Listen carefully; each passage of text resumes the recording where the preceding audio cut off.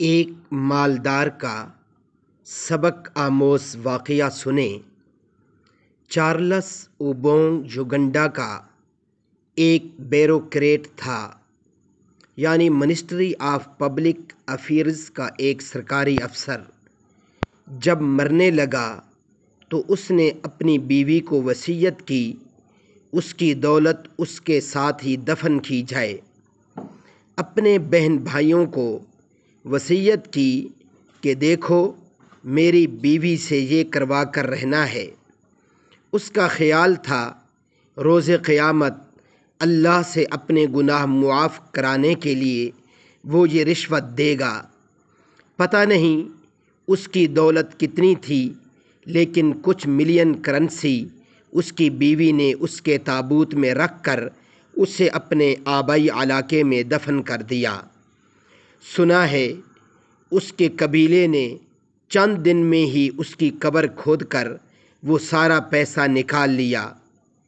Charles اوبونگ اب خالی ہاتھ روز قیامت کا انتظار کر رہا ہے۔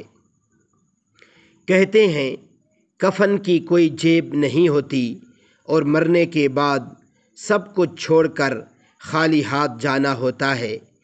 لوگ اکثر یہ بھول جاتے ہیں اور زندگی بھر اپنی جیبیں بھرتے چلے جاتے ہیں۔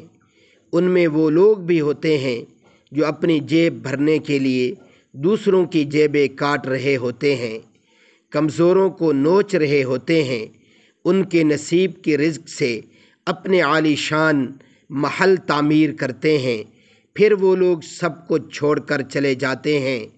کچھ سرکاری افسر چارلس کی طرح سمجھتے ہیں قدرت کا یہ نظام بھی شاید ویسے ہی چل رہا ہے جیسے یہ دنیا میں وہ نظام چلاتے تھے جس کے یہ ذمہ دار تھے۔ ایسے لوگ دنیا بھر میں مذاق بن جاتے ہیں۔ لوگ ان کی قبریں کھود کر ان کو غلط ثابت کر دیتے ہیں۔ سمجھ پھر بھی ان کو نہیں آتی، کیونکہ لالچ، حرص اور بھوکا نفس ان کی عقل پر پردہ ڈال چکا ہوتا ہے۔ اللہ رب العزت ہماری حفاظت فرمائے، اور آج ہی اللہ پاک ہمیں دوسروں کے حقوق ادا کرنے کی توفیق عطا فرمائے، کیونکہ آخرت میں، قبر میں، حشر میں پیسہ کام نہیں آئے گا۔ یہ مال و دولت، یہ بنگلے گاڑیاں اور یہ عیش و عشرت کی زندگی کام نہیں آئے گی۔